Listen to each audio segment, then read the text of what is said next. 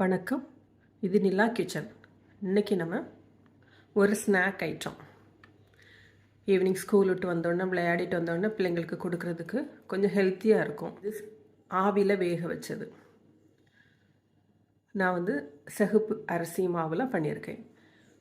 உங்களுக்கு சிகப்பு அரிசியோ வெள்ளை அரிசியோ எதுலனாலும் நீங்கள் பண்ணிக்கிடலாம். அது எப்படி பண்ணலாம் அப்படின்னு சொல்லிட்டு இப்போ பார்ப்போம். அதுக்கு முன்னாடி எல்லாருமே நம்ம சேனலை சப்ஸ்கிரைப் பண்ணுங்கள், லைக் பண்ணுங்கள், வீடியோ எப்படி வந்திருக்குங்கிறத கொஞ்சம் கமெண்ட் பண்ணுங்கள். வாங்க வீடியோக்குள்ளே போகலாம். ஃபஸ்ட்டு ஒரு பேன் அடுப்பில் வச்சுட்டு கொஞ்சமாக நெய் விட்டுடுங்க. நெய் சூடானதுக்கப்புறமா முந்திரி பருப்பு இது கொஞ்சம் வறுபடட்டும்.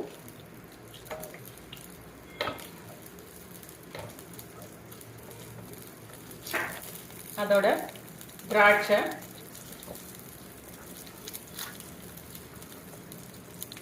நறுக்கி வச்சிருக்கிற நேந்திரம்பழம், நல்ல பெரிய பழத்தில் ஒரு பழம் எடுத்துருக்கு, நல்ல பழுத்த பழமாக எடுத்துடுங்க. துருகின தேங்காய் ஒரு கப்பு.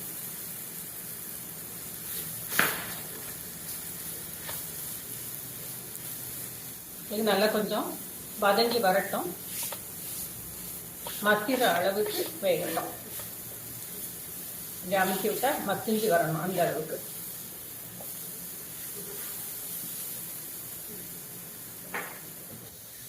பாருங்க, மசிஞ்சாய் வருதா? நம்ம அமுக்கி விட்டால் நல்லா மசிஞ்சிடணும். இதுதான் கரெக்டு. இப்போ இதோட 2 கப் அளவுக்கு புட்டுப்பொடி, நான் ரெட் ரைஸ் எடுத்துருக்கேன். உங்களுக்கு ரெட் ரைஸோ ஒயிட் ரைஸோ எதுனாலும் எடுத்துடுங்க. நான் புட்டுப்பொடி ரெட் ரைஸில் எடுத்துருக்கேன். இந்த அரிசி மாவு புட்டு மாவு பதத்துக்கு பொடி பண்ணி வச்சுடுங்க. இப்போ இதுவும் கொஞ்சம் நல்லா வரப்பட்டுச்சு.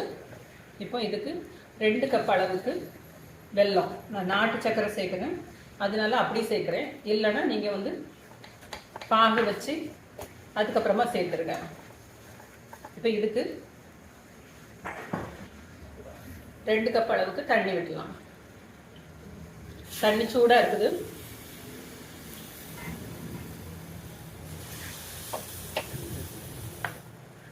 ½ டீஸ்பூன் அளவுக்கு சுக்கு, ஏலக்காய் பொடிச்ச பொடி,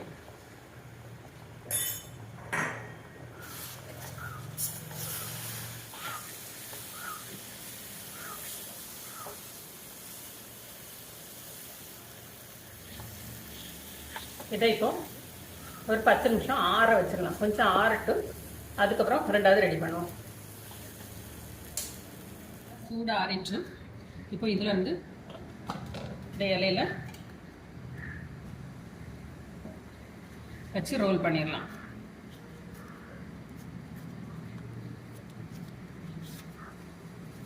இதேமாரி எல்லாமே ரெடி பண்ணிடுவோம். ரெடி பண்ண எல்லாமே ஒரு இட்லி பானையில் ஸ்டீம் பிளேட் வச்சுடுங்க.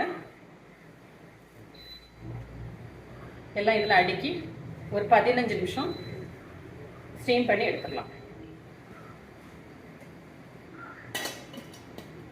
அப்படி இருக்கட்டும். 15 நிமிஷம் ஆயிடுச்சு. இப்போ எடுத்து பார்த்துடலாம். நல்லாவே வெந்துச்சு.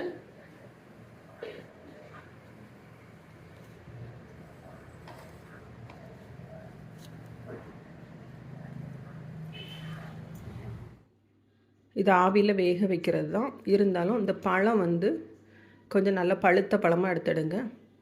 நேந்திரம் பழம் மட்டும் எடுங்க. நம்மளோட ஸ்நாக் ரெடி ஆயிடுச்சு. இதே மாதிரி நீங்களும் செஞ்சு பாருங்கள். செஞ்சு பார்த்துட்டு எப்படி இருக்குன்னு சொல்லிட்டு கமெண்ட் பண்ணுங்கள். தேங்க்யூ.